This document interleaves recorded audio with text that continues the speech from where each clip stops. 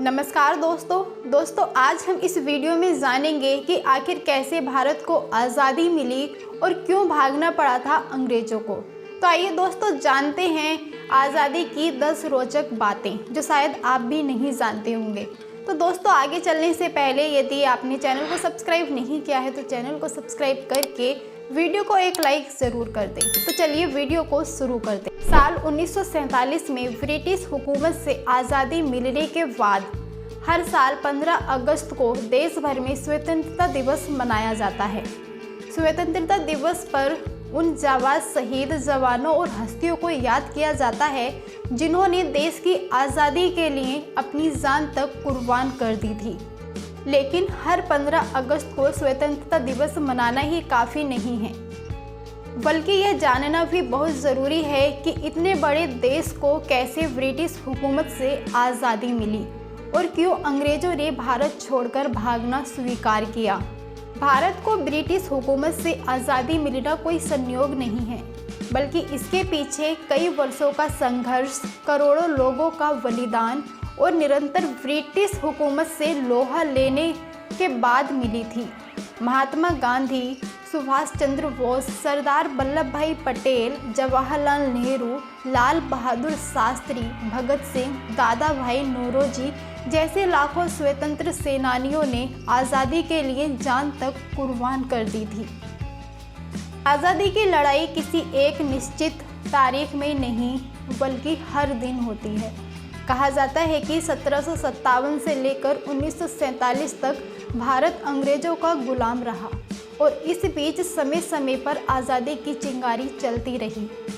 1857 से लेकर 1947 के बीच कई आंदोलन और संघर्ष इतिहास के पन्नों में दर्ज हैं, जिसकी वजह से भारत को आज़ादी मिली। देश के कई महान स्वतंत्रता सेनानियों के साहस और बलिदान के आगे ब्रिटिश हुकूमत घुटने टेक दिए और लगभग 200 साल बाद भारत को 15 अगस्त 1947 के दिन आज़ादी मिली। शायद आपको मालूम हो, अगर नहीं मालूम है तो आपकी जानकारी के लिए बता दें कि भारत की आज़ादी और अंग्रेज़ों को देश छोड़ने के पीछे 1857 की क्रांति की अहम भूमिका रही। कहा जाता है कि भारत की आज़ादी की पहली लड़ाई 1857 की क्रांति से ही शुरुआत हुई थी। धीरे धीरे पूरे देश में आज़ादी की लहर दौड़ गई।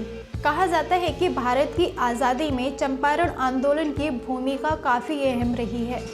चंपारण आंदोलन की वजह से भारत के स्वतंत्रता आंदोलन को तेजी मिली और देश के सभी नागरिक अपने हितों की लड़ाई के लिए सामने आने लगे।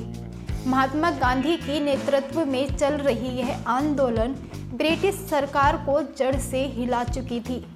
13 अप्रैल 1919 में अमृतसर में हुई जलियांवाला बाग हत्याकांड ने पूरे देश को हिलाकर रख दिया था।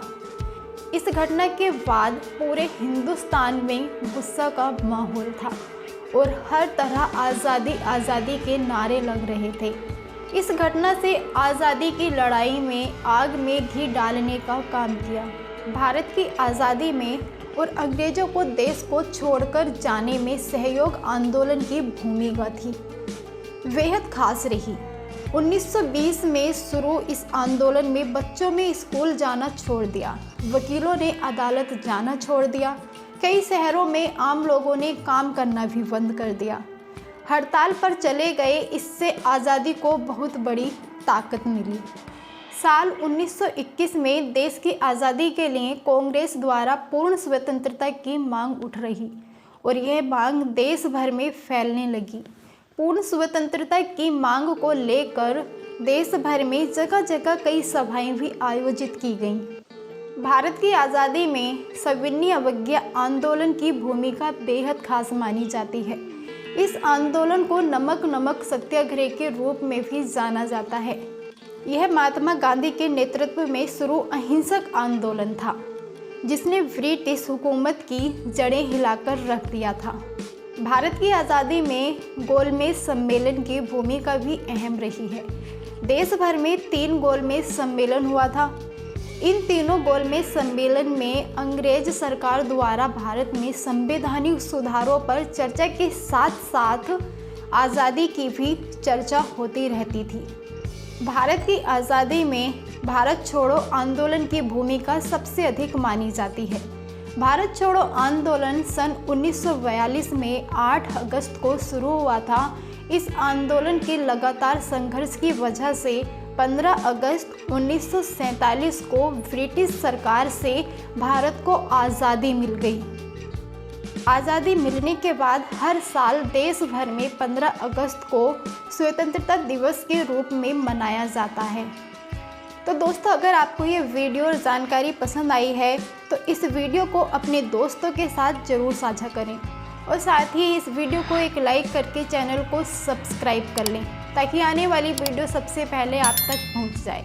तो दोस्तों, मिलते हैं किसी अगली वीडियो में। तब तक के लिए दीजिए इजाज़त और अपना ख्याल रखिए। बने रहिए हमारे साथ। धन्यवाद। नमस्कार।